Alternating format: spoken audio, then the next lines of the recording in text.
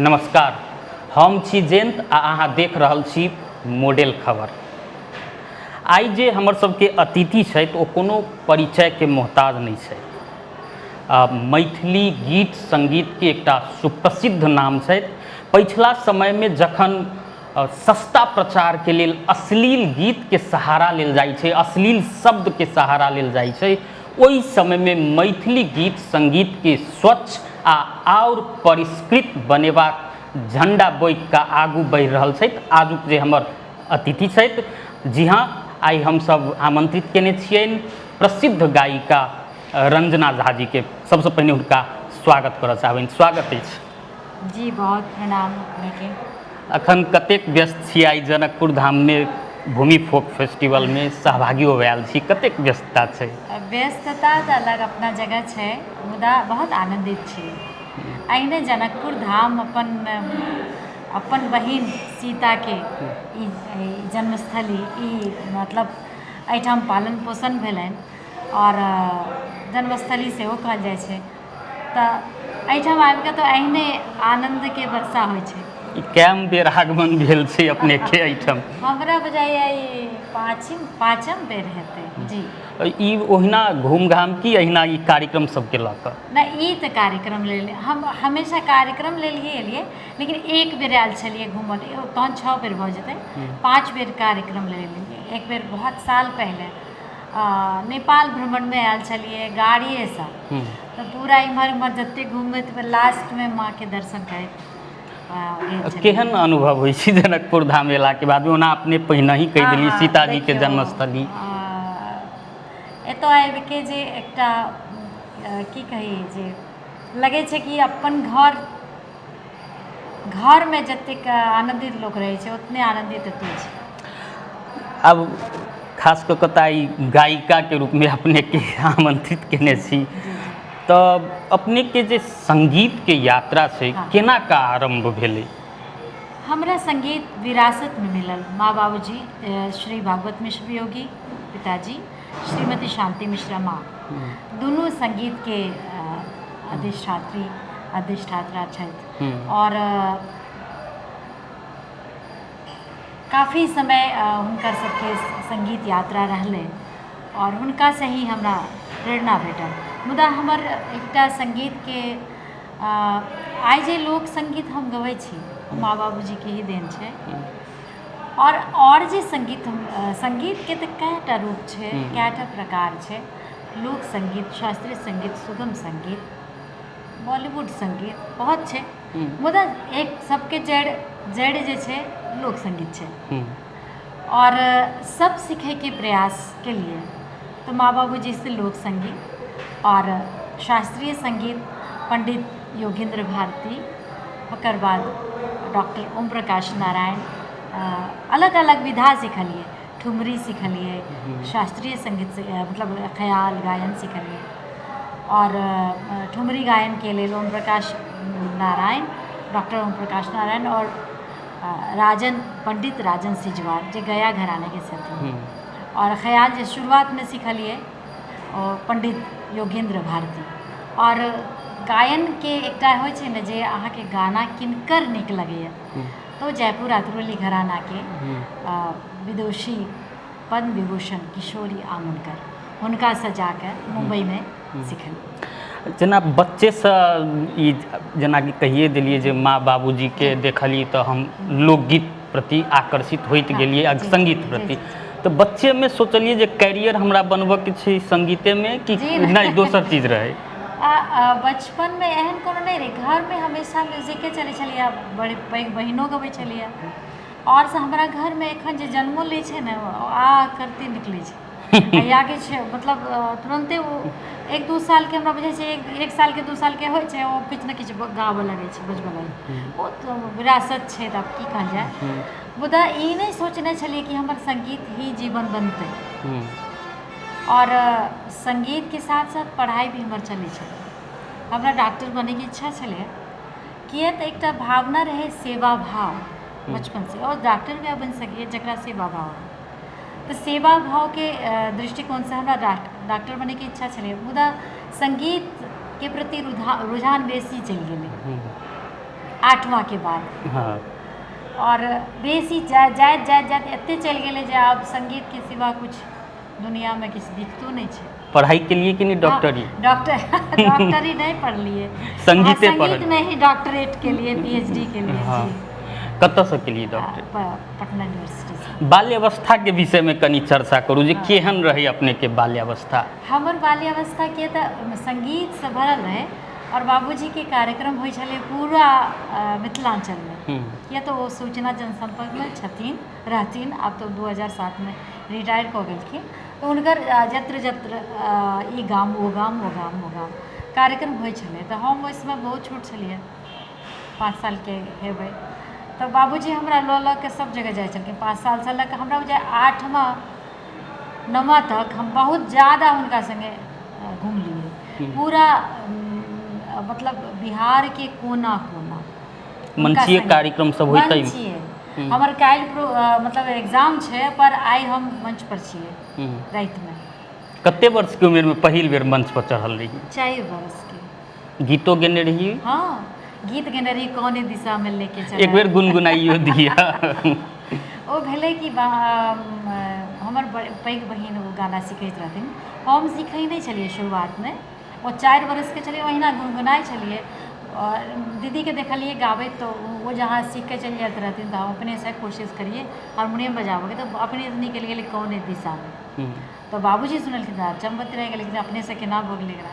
तखन पहिला गाना मतलब यह गाना गेलिए, कौने दिशा में लेके चला रे बटोहिया, कौने दिशा में लेके चला रे बटोहिया, ठहर ठहर दिन जाएगी गुजर, गाड़ी हाकन दे, हाकन दे, कौन दिशा में लेके चला रे बटोहिया। ओहि मंचीय कार्यक्रम के कहि सकै छी जे संगीत दिस जे अपने के एक डेग रहे ओतै से बढ़ल रहे? पहला डेग जी, पहला डेग शुरू भेलै और ओकर बाद बाबूजी हमरा पर ध्यान दिया लागलखिन। और बहुत रास ओकर बाद हमरा बुझाइए कि महीना में 20 गो कार्यक्रम करै छलिए मिनिमम। महीना में? जी। और 10 दिन स्कूल जाइ छलिए। पढ़ाई कते प्रभावित होइ छलिए तऽ? नहीं देखिए प्रभावित तऽ होइ छलै, लेकिन बाबूजी संग में रहैत रहथिन तऽ उस संग में हमर किताबो चलै छलै। ई नहि जे खाली गाना, जहन राति में गाना छै ने तो दिन में तो हम पढ़ि सकै छी ना। जतऽ रहिए तते हमर किताब मतलब हमरा जे टास्क बाबूजी दै छलखिन ई बना ओ बना, तऽ प्रभु के कृपा माँ बाबूजी के आशीर्वाद से कहियो सेकेंड स्थान नहीं मिललै। मतलब पढ़ाइयों में ओतबे तीक्ष्ण रही? आइ तीक्ष्ण की कहू, बस आशीर्वाद रहे, तीक्ष्ण नहीं कह सकै छी। मुदा हमरा सेकेंड स्थान नहीं भेटलै। आइ तक का हमर रिकॉर्ड छै MA तक कि कोनो भी सेकेंड स्थान नहीं भेलै, सब में फर्स्ट स्थान। दोसर बात जे कहिया नियार कऽ लेलिए जे आब संगीते में कैरियर बनबऽ के छै? ओना कनिक हिंट अहाँ देने छलिए। हाँ हम कहै छी जे 8वां के बाद भेलै, मुदा तखनो लगलै कि किछु कऽ सकै छी, किछु कऽ सकै छी। जखन हम मैट्रिक कऽ लेलिए ना, हमरा स्कूल में भी लोग मतलब टीचर पूछलखिन, हमर प्रिंसिपल महोदया पूछलखिन जे आगे क्या करना चाहोगी? तो हम कहलिए मैम हमको डॉक्टर बनने की इच्छा है। तो वो हमरा जे शब्द दैत रहथिन तऽ हमरो देलखिन एकटा बायोलॉजी बॉक्स जे तुम ज़रूर बनना। मुदा हम वो डॉक्टर तऽ नहीं बनलिए, एक दोसर डॉक्टर जरूर बनलिए कि हम अगर गबै छियै तऽ खुद तऽ आनंदित होइते छियै, सामने वाला प्रभु के कृपा से आनंदित होइ छै। वही दिन हमर प्रश्न छल जे औपचारिक रूप में कहिया से सोचलिए? वो जे लऽ के गेलिए घर तो ओहि में देखलिए कि बहुत सारा काटे कुटे वाला सब चीज छलै।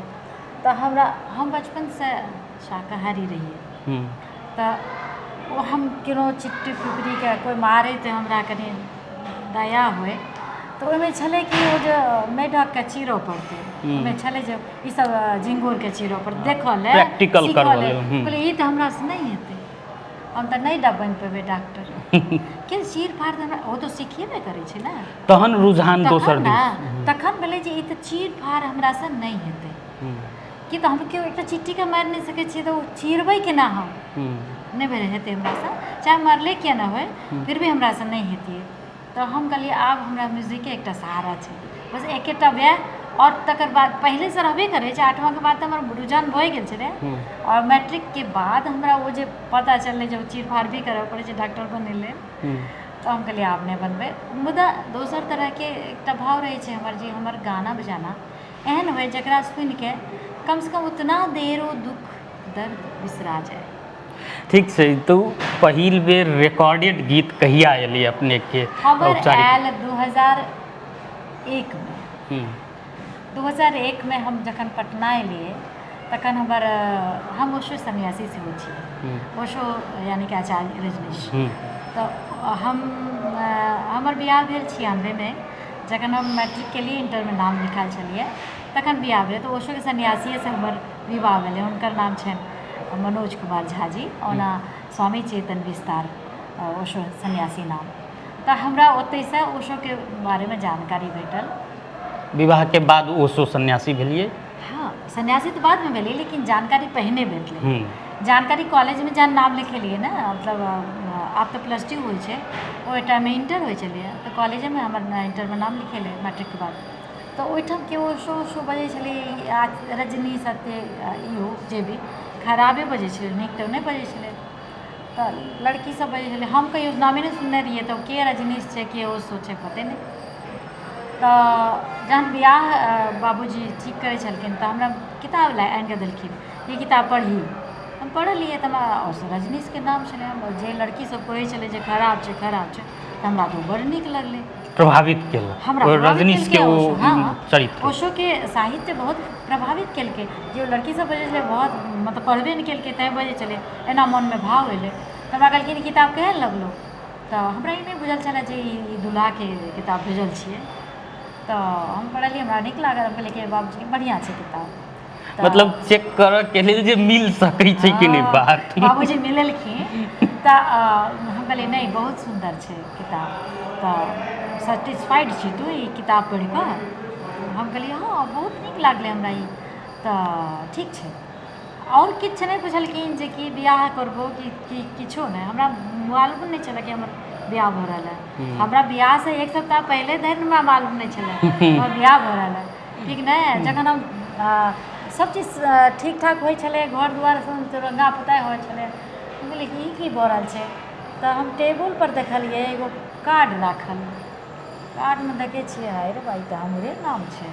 अपन कार्ड अपनो नहि देखियै।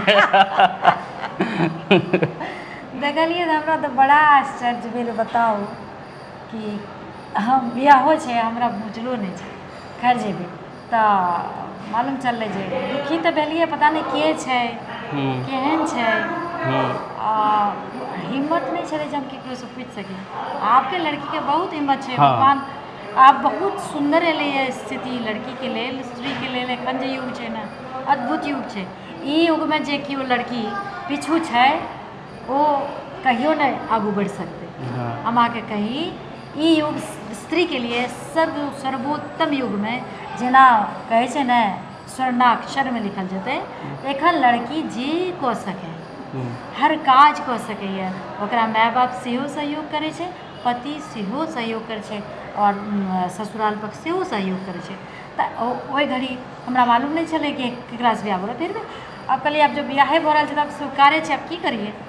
लेकिन मालूम चललै जे वएह सन्यासी छै जकरासँ विवाहके बाद संतुष्ट छलियै कि नहि? किताबमे हुनकर नाम नहि छलै, ककरो औरके नाम, नामो हम गलत जानिके बैसल रहियै। स्वामी वेदांत नाम रहै लिखल हुनकर, हुनकर नाम तऽ चेतन विस्तार। किताब किनको आओर रहै, किताब हमरा पहुँचलै पढ़ै लए। तऽ ओ कहै छै जे जहन जानलियै सबकिछु बिआह भऽ गेलै, सबचीज ओशोके बारेमे जानलियै, ओ लऽ गेलखिन एतऽ जतऽ ध्यान होइ छलै, तऽ मालूम चललै ओशो सङ्गीतके वास्ते कतेक महत्वपूर्ण, कतेक महत्वपूर्ण। सङ्गीत देखियौ, सङ्गीत सिर्फ मनोरञ्जनके साधन नहि छै। सङ्गीत मतलब कि अहाँ आध्यात्मिक उपलब्ध नहि भेलियै, संगीत के की काज? एकटा संगीत के विद्यार्थी रही अहाँ, हाँ। आ दोसर संगीत पर जो हुनकर फिलॉसफी रहे जी, जी। ओशो के से हाँ। बेसी तमलक अहाँके। हाँ हाँ, तखन तऽ फिलोसफी केलकै, ओकर बाद जे ध्यान विधि केलिए तऽ ध्यान विधि की छलै कि संगीत के सपोर्ट करै छलै। अब मानि लिअ कोनो गाना अहाँ गाबि रहल छी, एकटा गाना होइ छै जे अहाँ बस सामने बैसल छै दर्शक लेल गाबि रहल छी, ठीक छै। एगो होइ छै कि परमात्मा लेल गाबि रहल छी, तऽ गाना तऽ ओहो सुनि रहल छथिन, परमात्मा भी सुनि रहल छै, तऽ हम अपनो सुनि रहल छी। परमात्मा लेल भी गाबि रहल छी, खुदके लेल भी गाबि रहल छी। संगीतके मतलब छै हमरा गाना, हमर गाना, तखन बुझलिए कि हमर गाना खुद पहले आनंदित करना चाही खुदके। अगर हमर आवाज़, हमर सुर, हमर गाना हमरा आनंदित नहीं कऽ सकल तऽ सामने वाला के कहियो नहीं करते, ठीक छै। अब देखियो नाच लेनाइ अलग मामला छै और दिल में जगह बनेनाइ दोसर मामला छै। अच्छा, हम कड़ी के जोड़ऽ चाहै छी जे जी। चर्चा केने सुनू जे पहिल रिकॉर्डेड एल्बम हाँ। कहिया एलै, कोन रहै, ओहिमे से एकटा गीतो हाँ, गुनगुनाबऽ पड़त। पहिला एल्बम ओशो के ही एलै, हूँ तकर नाम छलै तेरा शुक्रिया, हूँ ठीक छै। ओहिमे अहाँके स्वामी गोपाल भारती छथिन, हुनके गीत लिखल छनि, बहुत सुंदर सुंदर गीत छनि ओशो के प्रति। और ओहिमे सुरेश वाडकर जी सेहो गेलखिन हेँ। हमर गाना छै अहाँके ओहिमे दुनू हमर और सुरेश वाडकर और एकटा और केओ रहथिन एतऽके बंगालके, हुनकर गाना छै। तीन एल्बम के नाम छै तेरा शुक्रिया। ओहिमे जे हमर दूटा गाना छलैए, एकटा जे गाना छलैए सन्यासके, जहन सन्यासी भऽ गेल छलियै 2000 सन्यास भेलियै ने, नहि सन्यासके मन हुए लगलै ने, हाँ। ठीक ने, तऽ सन्यासीके बाद तऽ हम जे गबै छलियै ने, ओ गाना छै लाखों मुझे समझे न समझे इसका कोई गिला नहीं, कोई एक तो है मेहरबान जिसको मेरी खबर तो है, जिसको मेरी खबर तो है। जब से तूने संन्यास दिया, जीवन मेरा सफल हुआ। जब से तूने संन्यास दिया, जीवन मेरा सफल हुआ। हाथ जो तूने थाम लिया है, हाथ जो तूने थाम लिया है, जीवन मेरा सवर गया। जब से तूने संन्यास, ये पहला गाना छलै बहुत हमर। बहुत बढ़िया। लेकिन हिंदी में शुरुआत भेल रहे, हिंदी गीत हिंदी सब। में, जी जी, हिंदी में शुरुआत भेलै और दोसर एल्बम फेर जे हमर एलै ओ ओशो के समर्पित, ओकर नाम छलै सद्गुरु तुमको प्रणाम। हम की छै ने, हमर जे शुरुआत भेलै, हमर क्लासिकल बेसी छलै शुरुआतमे। क्लासिकले प्रोग्राम हम बहुत बेसी करै छलियै, बड़ा बड़ा मंच पर प्रभुके कृपासँ गेलियै। और ई जे लोक संगीतके जे छै ने, माँ बाबूजीके देन छै। बाबूजी कहथिन जे इहो सब गाबऽ, हाँ। ठीक ने, तऽ ओ गबियै, पर ओ जे छै ने क्लासिकलके बाद एकटा विद्यापति गबै छलियै। हाँ, हम चर्चा करऽ वाला छलहुँ जे जी।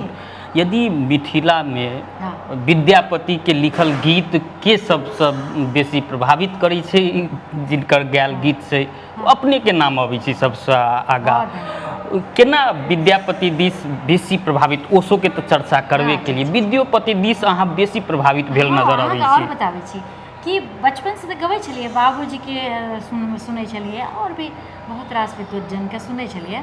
ओहीमे क्लासिकलके बाद हम विद्यापति गीत गबै छलियै, जाहिमे अहाँके ओ लास्टमे हम गबै छलियै तऽ लोग ओ गीतसँ जे प्रभावित होइ छलखिन हेँ, ओतेक तखन हम भाव नहि बुझियै ओकर, लेकिन धीरे धीरे ओ भावके बुझऽ लागलियै। गीतके भाव की कहऽ चाहै छै, जेना पिया मोरा बालक, तऽ ओहि टाइममे ओतेक बात नहि बुझलिए जे एहि टाइममे हम शुरुआत केलिए रहए जे विद्यापति गीत गाबऽके चाही हमरा, तऽ लेकिन धीरे धीरे ओ जे गाबैत गाबैत गाबैत ओहिमे ओकर भाव बुझि गेलिए कि आखिर पिया मोरा बालक हम तरुणी गे, कोन तब चुकलहुँ भेलहुँ जननी गे। गुनगुनाइए के हाँ, कह जरूर दिए। जरूर। पिया मोरा बालक हम तरुणी गे, पिया मोरा बालक हम तरुणी गे, कोन तप चुकलहुँ भेलहुँ जननी गे, पिया मोरा बालक। एते प्यार छै गीतमे, एते भाव छै जे अहाँ देखियौ कि हम एखनो महसूस करै छियै कि अगर ककरो केओ प्यार करै छै ओ बहुत पैघ नहीं रहै छै, ओकरा नजरमे प्यार एहि दुआरे कह पाबै छै केकरो, ओकरा नजरमे ओ बहुत नन्हा सा प्यारा सा सुन्दर सा होइ छै, ठीक ने। तऽ आब देखियौ जे ओकरा लऽ के चलैके छै, छोड़ के ने।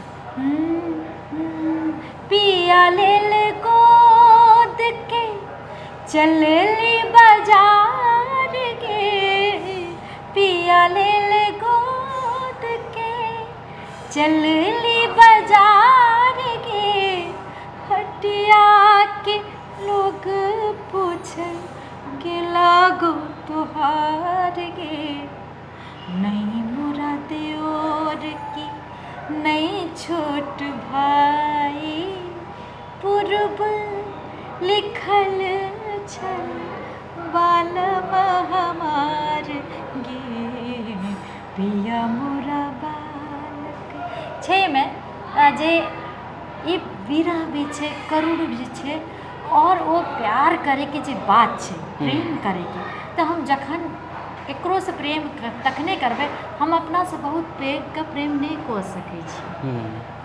हमरा आप समझमे अबै छै कनि मनि, तऽ बेसी तऽ नहि, मुदा इतना समझमे आबि रहल छै कि हम बहुत बेसी जब बड़ा मानि लेबै हम ककरो, तऽ ओकरा श्रद्धा बजतै, प्यार नहि हेतै।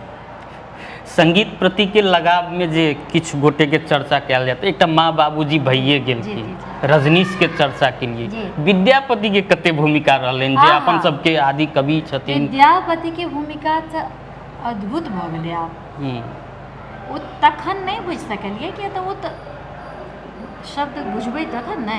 देखियौ ई जे शब्द छै ने, जे हुनकर लिखल छै, ओकरा जानै लेल अहाँके पढ़ैयो पड़त। ई नहि बुझियौ जे सामान्य भी छै और अति विशिष्ट भी छै। अति विशिष्ट शब्द छै, वह आसान छै, सब जे समझतै ओकरा जे तरहसँ ओहि हिसाबसँ छै। जेना पिया मोरा बालक हम तरुणी गे, ई साधारण सा बात भेलै, हम पैघ छियै, पिया हमर छोट छै वयसमे, पर एते मनोभावके बात हम कऽ रहल छी। आब हमरा एना समझमे आबि रहल छै। ओना तऽ ओ हमरा जेना पढ़लिए हम, तऽ ओहिपर PhD भी छै हमर विद्यापति पर भी, और हमरा दू कवि अपना जे मिथिलाके दू कवि एहन भेला, महाकवि विद्यापति, और हुनकर बाद हुनकर तऽ 15वीं शताब्दी छनि, हुनकर बाद जे अगर कवि भेला तो ओ भेला लक्ष्मीनाथ गोसाई, संत लक्ष्मीनाथ गोसाई, तो ओ 18वीं शताब्दी। तऽ हम दुनूके जोड़ैत हमर PhD छै। लक्ष्मीनाथ जी के विद्यापति पहिने विद्यापति के जोड़ैत हुए लक्ष्मीनाथ गोसाई के वो PhD एहि दुआरे केलिए कि मिथिला के एहन कवि और एहन संत लक्ष्मीनाथ गोसाई भेला जे एकटा चमत्कार भी करै छथिन, आ हम वो चमत्कार के खुद गवाह छियै। हमरा चमत्कार बहुत तरहसँ भेलै जे हम जखन PhD के थीसिस जमा करैके छलै हमरा, तऽ ओहिसँ पहिने तऽ हुनकर स्वरलिपि सब बनबै छलिए, तऽ हुनका बारेमे बहुत रास किताब भेटलै ने, तऽ वो टाइम दऽ देलखिन हमर सर गाइड छथिन प्रोफेसर डॉक्टर अरविंद कुमार, तो पटना यूनिवर्सिटीके, तो वो दऽ देलखिन हमरा फलाना दिन अहाँके 10 दिन भेटल टाइम, अहाँ 10 दिनमे एकरा जमा करू। तऽ हमरा 10 दिनमे जमा करब हमरा मतलब होश उड़ि गेल छलै, फिर भी हम कोशिश कऽ के ओकरा जमा करैके व्यवस्था केलिए। तऽ ओ ओकरा बनाए पड़ै बने पहला जल्दी सब बनाबऽ पड़ै छै ओकरा लेमिनेशन वगैरह कराबऽ पड़ै छै किताब सबके। तो वो किताब करल देले छलिए और हम गलत पेज दऽ के चलिए ऊपर वाला, ठीक ना, ऊपर के गलत मतलब सिनॉप्सिस के दऽ के चलि एलिए। तो हमरा तो दऽ के चलि एलिए, आब हमरा काल्हि लऽ के लैके छै तो अपन हम घर में बिसरि गेलिए ई बात जे हम की दऽ के एली। जखन हम घर से लै लए जाइ छलिए, आइ जमा करैके छै ओकरा दोकान से लेबै आ जमा कर देबै। हमरा रास्ता में हम जब गांधी मैदान पहुँचलिए तहन हमरा याद एलै बाप रे की केलिए, हम तो सिनॉप्सिस वाला दऽ के आयल छलिए काल्हि। मतलब अचानक क्लिक केलकै, हम एना कल जोड़ लेलिए कि हम बाबा हम सुनै छी अहाँ बहुत चमत्कार करै छियै, आइए हमर समय छै, हम देखिए गुरुआ भी खड़ा भऽ रहल है, आइए समय छै, आइ नहीं जमा करबै तो हम फिर लटकि जेबै। बाबा लक्ष्मीनाथ गोसाई कहलिए तो अहाँ चमत्कार करै छी, किछु तऽ करियो आइ हमरा वास्ते। तो हम अहाँके बताबै छी जे हम जहिना पहुँचलिए हम तऽ पूरा अथी छलिए, आइ आब जमा होपलेस रही होपलेस भऽ गेल छलिए एकदम। दुकान गेलिए, दुकान में बैसलिए, जहने गेलिए तो कहै छै कि आप क्या दे के चली गई थी, हमें तो और दिमाग खराब हो गया, क्या दे के चली गई थी, सिनॉप्सिस का दे के चली गई थी आप, तो हमने चेंज कर दिया है। मतलब अहाँ के देबू नहीं पड़ल हम आगे कहीं बैस गेलिए ओतै कि बाबा सचमुच नहीं सचमुच चमत्कार, उनका दिमाग में वो चीज़ देलकै जे नहीं एकरा चेंज, ओकरा तो दुकानदार छै, ओकरा की मतलब जब हम की देलिए नहीं देलिए तो वह लगा देती है। लेकिन वो कहल के हमारा पता नहीं, हम देखे ना, हमको लगा कि आप गलत दे के गई हैं, मेरा दिमाग में लगा कि आपको सही कर दिया जाए।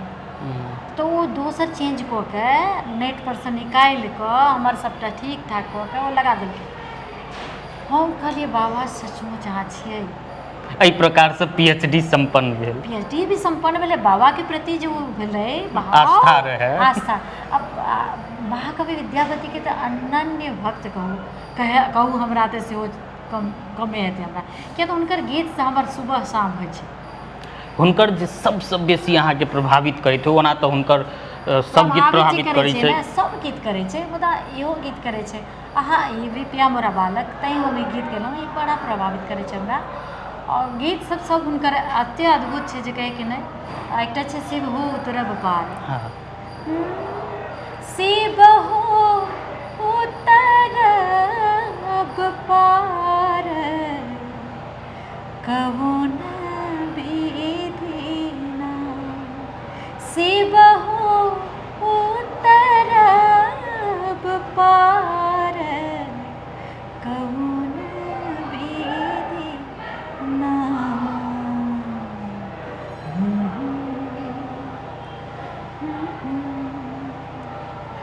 लोढ़ब कुसुम तोड़ब बेल पात, लोढ़ब कुसुम तोड़ब बेल पात, पूजब सदा शिव गौरी के साथ, कौन विधि ना, शिव हो तरब पार, कौन विधि ना।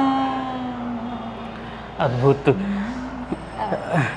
जेना अपने के विषय में कहल जाइ छै जे लोकगीत में ओतबे पोक्त, ताहिपर से आधुनिक गीत सबमे सेहो ओतबे न्याय कऽ पबै छी।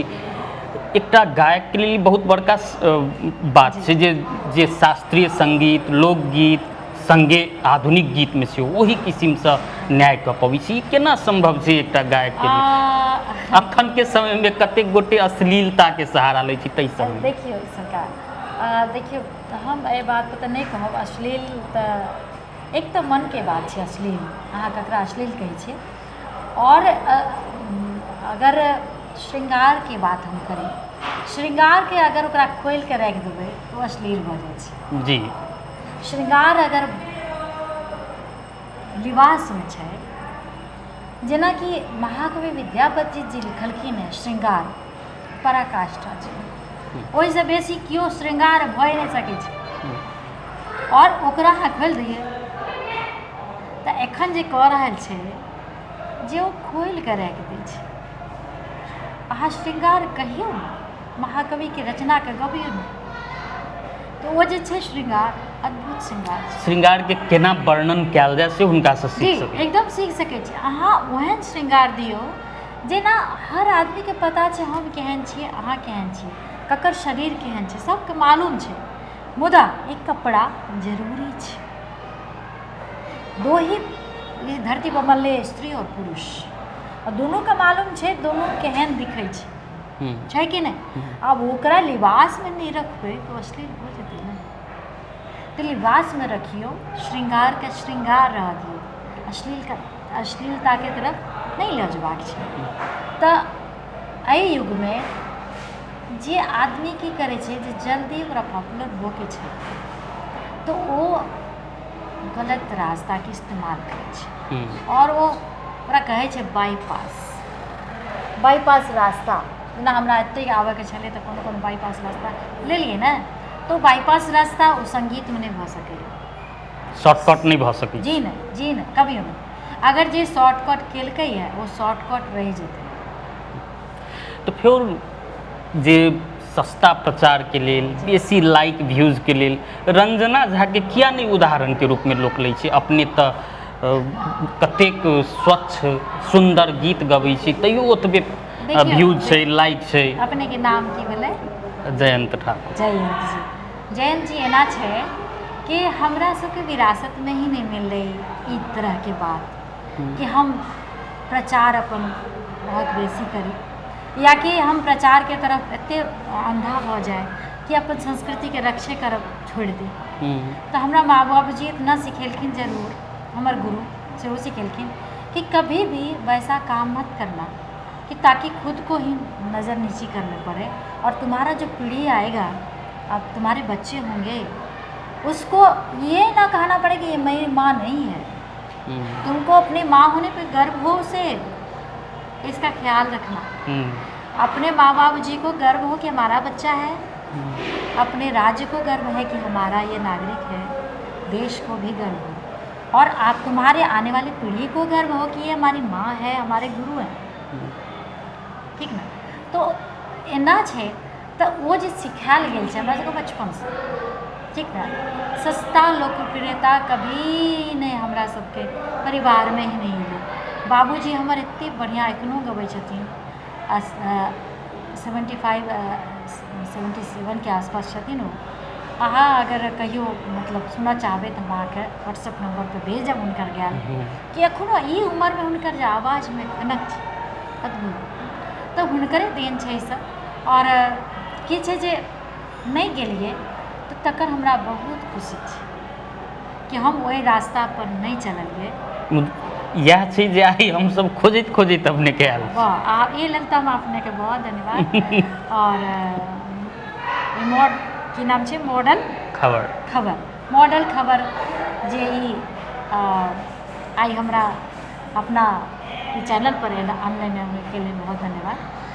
और ये जे छै बात जे अहाँ प्रश्न पूछ रहल छी बहुत सुंदर, जे केओ भी अगर चाहे कि हमारा इतिहास में स्वर्णाक्षर में नाम लिखल जाए, ओहि लेल बड़ा तप करऽ पड़ै छै।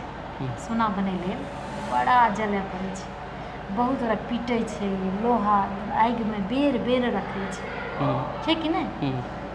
तो वो अहाँ चाहै छियै, अपना हिम्मत है, आइ नमक रोटी खेबै ने तऽ काल्हि अहाँके पीढ़ी दर पीढ़ी अहाँके नाम से घी रोटी खेतै।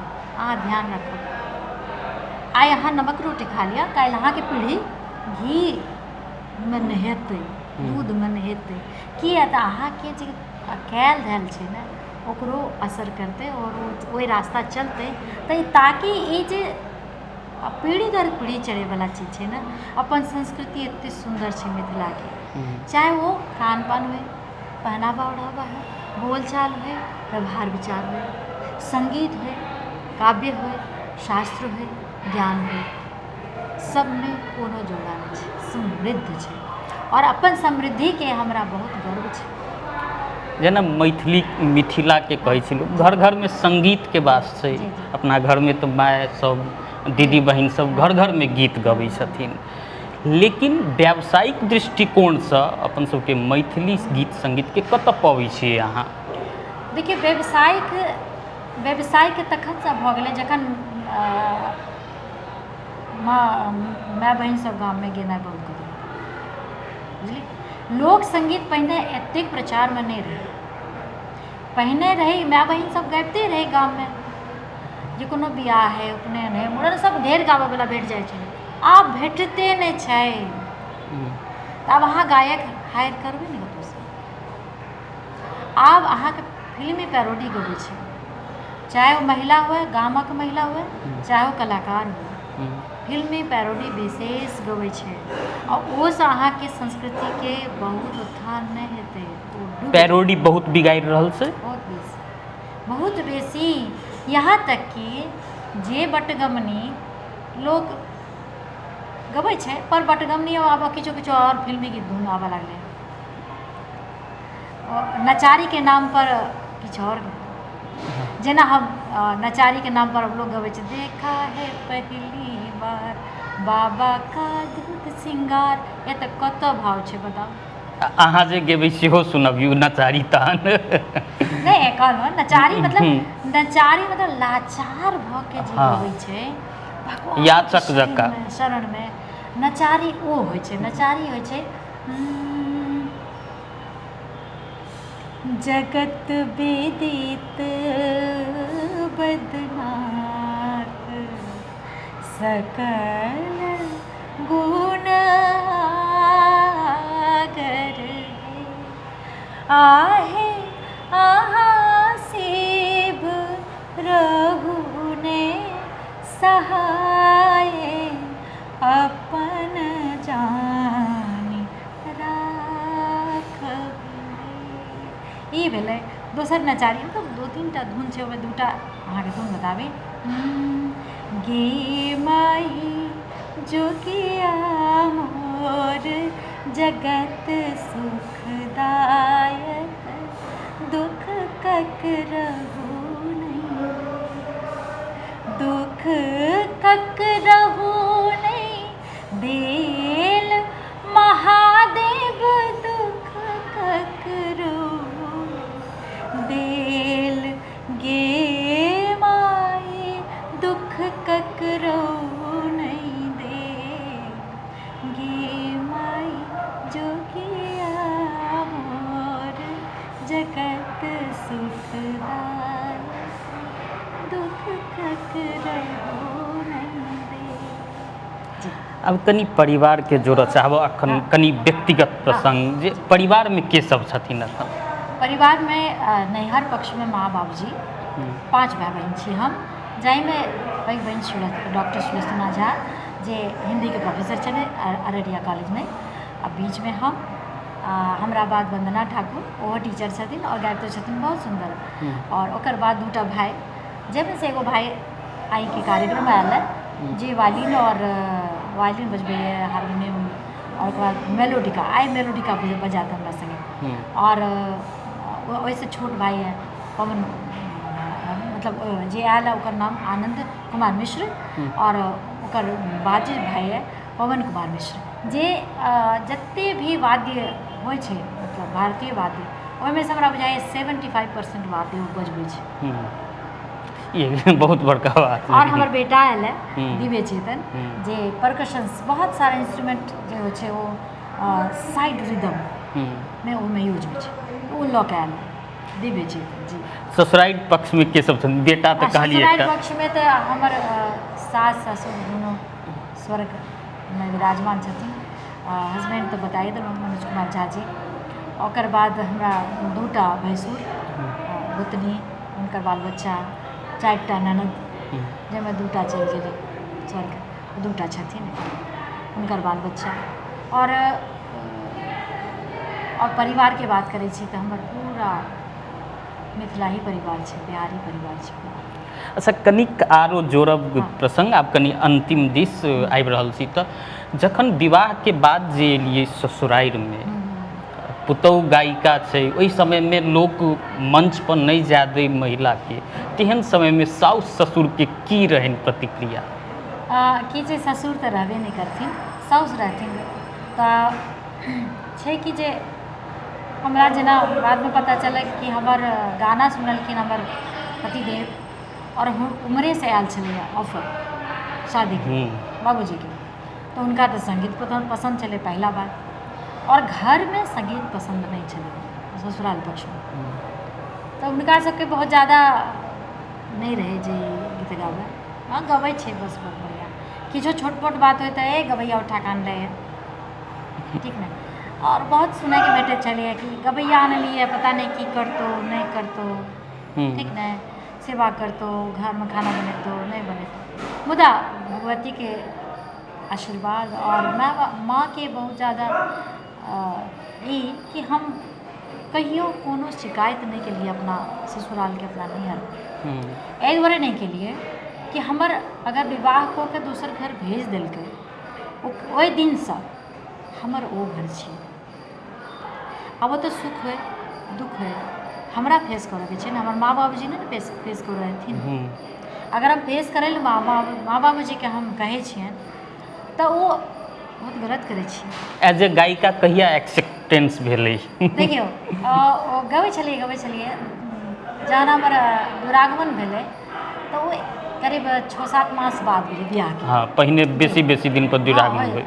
6-7 मास बाद, तऽ आब तऽ चौथे पाँचवे दिन छठे दिन भऽ जाइ छै, तऽ ओ तखन भेलै। तऽ ससुराल गेलिए तऽ ओतऽ 3 मास तऽ किछु नहि, लेकिन सब जे अबै तऽ कहै कि गीत गबै छै तऽ एकटा गीत सुना दिअ, तऽ घोघे तरसँ किछो सुना दिए, भोग नहीं हटलै बताबै छी, रहलै एते, और वही तरसँ गीत सुनेलिए जकरा भी सुनेलिए, तऽ परमात्माके दया कि सबके नीक लगै छलै, जे सुनै सबके नीक लगै, बढ़िआँ गबै छौ ई करै छौ, ठीक छै। और ओकर बाद हमर तऽ बच्चेसँ प्रोग्राम होइ छलैए, और हमर जे सर छलखिन हेँ, किया तऽ हमर पढ़ाइ लिखाइ भी शहरसे भेलै, तऽ आधा नैहर आधा सासुर, सब शहरसँ मतलब छलै, तऽ सब केओ अबै जाइ छलैए सासुरमे, तऽ ओतेक बुझेलै नहि, पर घोघ तऽ नहिए रहैके छलैए। तऽ सर हमर अबै छलखिन जे रमेश झा महिला कॉलेजके प्रोफेसर गिरधर कुमार श्रीवास्तव जे म्यूजिक टीचर छलखिन हेँ, तऽ ओ अबै छलखिन हेँ बराबर जे हमर पतिदेवके जे ई गबै छै सब दिन, एकरा आगू बढ़ाबऽ, मतलब आब कनिए बना कऽ नहीं रखऽ, आब कनि जा दहक, एकटा प्रोग्राम छै जा दहक। तऽ हमरा बुझाइए 4 मास भऽ गेल छलैए सासुरमे, तऽ ओ कहलखिन नहीं बगलेमे छै, मधेपुरामे छै, से जेबै आ तुरन्त राइते चलि जेबै। कहलखिन ठीक छै चलऽ, तऽ हम दुनू आदमी गेलिए ओतऽ प्रोग्राम भेलै, तऽ हसबैंड तऽ नहिए रहथिन, तऽ हुनका तऽ खैर कोनो फर्क नहीं पड़तै, ओहिठामसँ जे पैसा भेटलै हमरा मतलब दक्षिणा, से आबि कऽ हम सासू माँके पैर पर दऽ देलिए, पैर पर देलिए और कहलिए हमर पहिल जे कमाई छै अपनेके चरणमे छै, तऽ अपने अगर स्वीकार करबै तखन ने किछु करबै, तखन ने आगू बढ़बै। तऽ ओ कहलखिन हमरा स्वीकारे छै, राखू ने, हम की करब, उठा कऽ हमरा दऽ देलखिन, ठीक छै। लेकिन हुनका तखनो सब कहै छलै बड़ा बढ़िआँ, मुदा हुनका भान नहीं रहै से जे ठीकमे बड़ा बढ़िआँ, ठीक ने, भान नहीं छलै ऊपर मन से ओहि टाइममे कहल ठीक छै, हाँ ठीके छै। ओ भेलै कि जे हमर प्रोग्राम छलै अहाँके मुंगेरमे, क्लासिकल हम गबै छलिए, अहाँके तऽ पहिने कहै छी तऽ क्लासिकल ज़्यादा गबै छलिए, तऽ ओहिमे बड़ा आयोजन रहै क्लासिकलके, ओहिमे पशुपतिनाथ मिश्र जी, अभयनाथ मिश्र जी, बड़े जे मिश्र बन्धु सब आयल रहथिन, तऽ ओहिमे हमरो कार्यक्रम रहै, तऽ ओहिमे गेलिए, तऽ ओ कार्यक्रममे से ओ जे ओहिठाम गानाके बाद 1 सप्ताह बाद अखबारमे निकलै, पहिने तऽ पूरा बिहारके एकेटा अखबार होइ छलै 1998 में, ठीक ने। तऽ ओ जे अखबार एलै तऽ सहरसामे पूरा कनि भऽ गेलै जे ई तऽ पहिल बेर एते पूरे बिहार राज्यमे पहिला बेर हमर फोटो छपलै, ओना तऽ छपै छलै तऽ ओ लोकल अखबारमे, ई तऽ भेलै पूरा रिकमेंड पूरा बिहार मीडिया रहे, पूरा बिहार, हाँ जी, हिंदुस्तान पेपरमे आयल छलै बड़ा सा फोटो, और लिखलो ओहिमे जे हम की सब गेलिए, और सब कलाकार सबके फोटो हमरे टा छलै, तो सबके नाम लिखल वो फोटो क्यों हुनका देलकै सासू माँ के, मतलब पेपर देलकै, देखियो अहाँके पुतोह के निकलल है, ओ एलखिन खुशी भऽ के, देखियो हमर पुतोह के निकललै है, सौसे सौसे लऽ कऽ ओ पेपर एलखिन, मतलब मोहल्लामे केओ देलकै हुनका, अहाँके पुतोह जे या छी ने से अहाँ देखियो फोटो निकलल है, एलखिन बड़ा खुश, ठीक छै। तकर बाद की भेलै, ओ तऽ कनिटा खुश भेलै। ओकर बाद एगो शिव गुरु, शिव चर्चा जानते हुए भगवान शिवके जे एकटा शिव गुरु जे एकटा सब छै ग्रुप, ओ ग्रुपके प्रोग्राम छलैए, तऽ हमरा कहलखिन कि जे बहिन अहाँ नहि गाबि देबै भगवानके गीत सब। जरूर अहाँ माँके कहियो ने, हम नहि किछो, माँ कहती जाए लए तऽ जरूर जाएब। तऽ माँसँ बात भऽ के भेलै, तऽ हम कहलिए माँ से, कि तऽ सहरसेमे छलै कार्यक्रम, माँ के कहलिए माँ चलथिन नहीं, आइ चलथिन, हम गाना गेबै, हम चाहै छी सामने से सुनथिन। तो कहलखिन चलू। तऽ हुनका की केलिए, आगूमे बैसा दिए, करीब 20-25 हजार पब्लिक हेतै, ओहिसँ कम नहीं, ज़्यादा भी भऽ सकै, सबसँ आगूमे हुनका बैसा दिए, सबसँ आगूमे बैसा देलिए। तो होइ छै ने, कृपा करै छै ने परमात्मा, कभी कभी हमरा तऽ हुनका दिलमे जगह बनाबैके रहै परमात्मा, कैरियरो रहै, संगीत रहै, आ परमात्माके जगह बनाबैके रहै, जे ओ केना सपोर्ट करतै। साउस नहि सपोर्ट करतै किछु नहि हेतै, पतिके सपोर्ट करलासँ की हेतै। अगर साउस छै घरमे, साउसके सपोर्ट विशेष चाही, पति तऽ दैते छै सपोर्ट, सबके पति दै छै, ओ रेयर छै ककरो नहि दै छै, ओ हेतै, हम मानै छी, किया तऽ ओ प्रेमके भूखा होइ छै ने। प्रेम अगर पतिके दै छी अहाँ, तऽ ओ अहाँके जे कहबै से करता, हम तऽ देखै छी करै छी, ठीक छै। तऽ ओ सासू माता आगूमे रहथिन, आ बीच बीचमे गबिए ने, बीच बीचमे रंजना बहन की जय, 25 हजार पब्लिक जय करतै तऽ बुझै छियै ने की हेतै। साउससँ तऽ लगै कि जे छाती टा भऽ गेलै हुनका, तहन गौरवान्वित भेलखिन। ओ जहन ओतऽसँ कार्यक्रमसँ उतरलिए, मंचसँ उतरलिए, तऽ सासू माता तुरंत एलखिन हमरा लग, गला लगा लेलखिन, गला लगा लेलखिन, टर्निंग पॉइंट।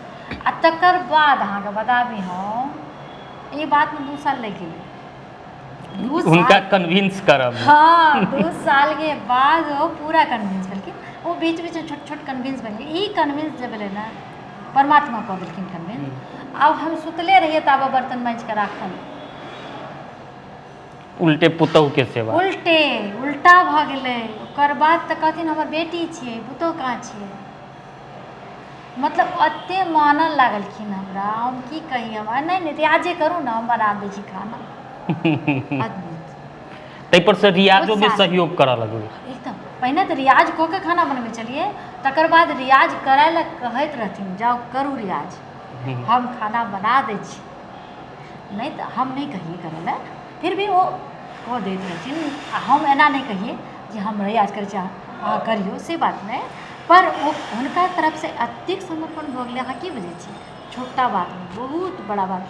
पर हम दुनू मिलके बना लिए, सासो किछु कऽ देथिन, हमहूँ किछु, मतलब हम चुल्हा लग और सारा सब्जी उब्जी काटि, जे महिला संगीतमे कैरियर बनबऽ चाहै छथिन, तिनका लेल ई एकटा सलाह भऽ सकैए। जे केकरोसँ टूटि के संगीत नहीं हो सकै छै।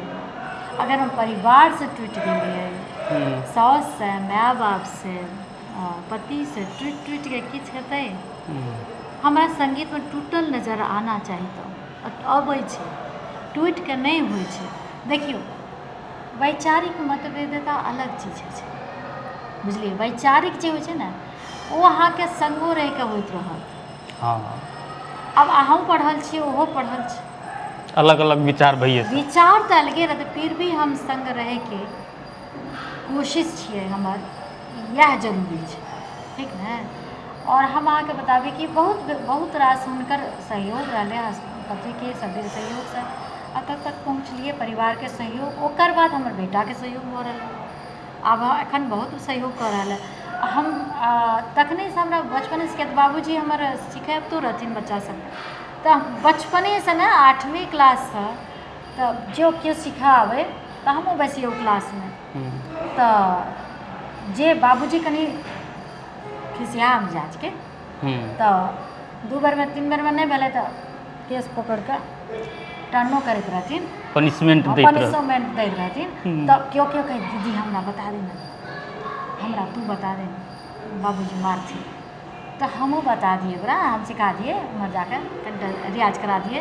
तो ओहिमे की भेलै, केओ केओ कहै ने जे गुरुजी दीदिएके कहियो ने सिखा देतै, नहि बुझलियै। बच्चा लेल तो ओ जे ओतऽसँ जे दीदिएके कहियो ने सिखा देतै, कनि कहियो ने दीदीके, तो ततहिसँ हम दीदी भऽ गेलियै, बुझि गेलियै।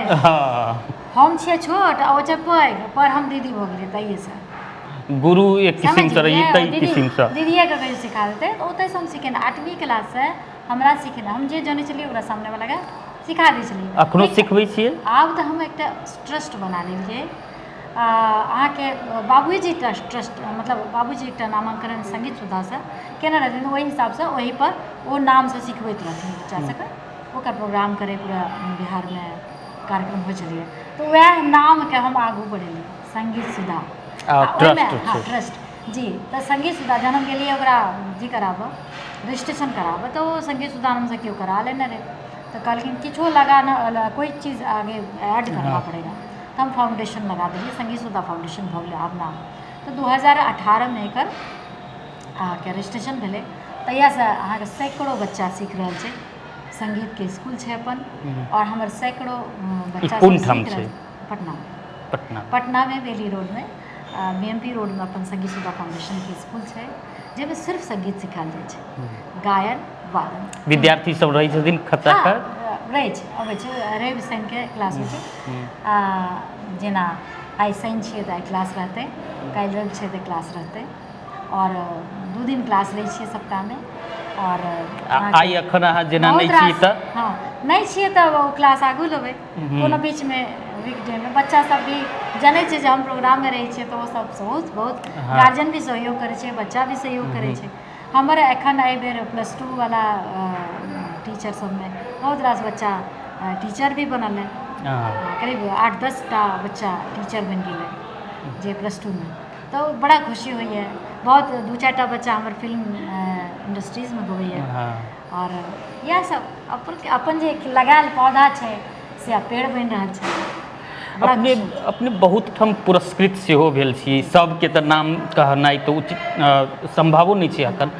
महत्वपूर्ण की पुरस्कार सब पेने छी, जानकारीके? जी, महत्वपूर्ण पुरस्कार छै, जे पहिला तऽ अहाँके बताबै कि 2012 में बिहार कला पुरस्कार, विंध्यवासिनी देवी कला पुरस्कार नाम छै, 2012 में माननीय मुख्यमंत्री नीतीश कुमार जी के हाथों मिललै। ओकर बाद 2015 में मिथिला विभूति विद्यापति संस्थान दरभंगा द्वारा मिललै। 2020 में 2021 में अहाँके भारत गौरव सम्मान एहिठाम नेपालमे अहाँके तऽ मिलल काठमांडूमे। ओकर बाद 2021 में ही चेतना समितिसँ ताम्रपत्र संगीतके लेल भेटल। ओकर बाद अहाँके 2023 में 2020 के लेल संगीत नाटक अकादमी माननीय महामहिम राष्ट्रपति द्रौपदी मुर्मू द्वारा मिलल। और भी बहुत रास छै अवार्ड, लेकिन ओकर बाद अहाँके आकाशवाणीसँ A ग्रेड छी, ठुमरी दादरा में, गीत गजल में, भजन में, ओकर बाद अहाँके लोक संगीत मैथिली। अंत में जे संगीत में कैरियर बनबऽ चाहै छथिन, शॉर्टकट अपनाबऽ चाहै छथिन, तेहन युवा सबके, युवती सबके की सलाह देबऽ चाहबै? देखियो, क्षणिक तो बहुत नाम कमा जेतै और बहुत रास व्यू भी भऽ जेतै, मुदा एकटा मील के पत्थर बनले अपना आपके ओहिठाम स्थापित करऽ पड़ै छै ने, स्थापित करियौ। और युवा जे छथिन हुनका सबके कहऽ चाहबै कि अपन संस्कृतिके, अपन मैथिली संगीतके, अपन महाकवि सबके सम्मान करियौ, अपन मिथिलाके सम्मान करियौ, और ओहिसँ अहाँके सम्मान बढ़तै। मिथिलाके सम्मान आ एहिठामके जे संस्कृति छै, ओ एहिठामके जे पारम्परिकता छै, ओकरा बचेबै तऽ हमर ओहिमे सम्मान बचतै। आ ओ बचेबै नहि तो पीढ़ी दर पीढ़ी आगूमे ओ जाके समापन हो जेतै। और व्यू जे भेटै छै ओ जरूरी नहि छै जे बहुत भेटलै तऽ बढ़िआँ कलाकार छै। अहाँ व्यू देखबै एहन एहन लोकके व्यू भेटल छै हाँ जे कलाकार लायक छेबो नहीं करे। हम्म, अहाँ व्यू पर कहियो नहीं जाइयो और जइयो कि हम संगीत के कते खुद आनंदित भऽ रहल छी। टका पैसा पीछू पीछू चलै छै, अपना आनंद के लेल गाओ। अपना आनंद के लेल गाओ, अपना राज्य के लेल गाओ, अपना देश के लेल गाओ, अपन संस्कृति के लेल गाओ, अपन माय बाबूजी परिवार के लेल गाओ, कि सब आनंदित हुए, सब खुश रहे, सब गौरवान्वित महसूस करे कि हमारी बच्चा छै। ई समय देनु ताहि के लेल बहुत बहुत धन्यवाद। बहुत धन्यवाद मॉडल खबर के, बहुत धन्यवाद जयंत जी, अहाँ के बहुत धन्यवाद। खूब नीक लागल जनकपुर धाम में आबि कऽ।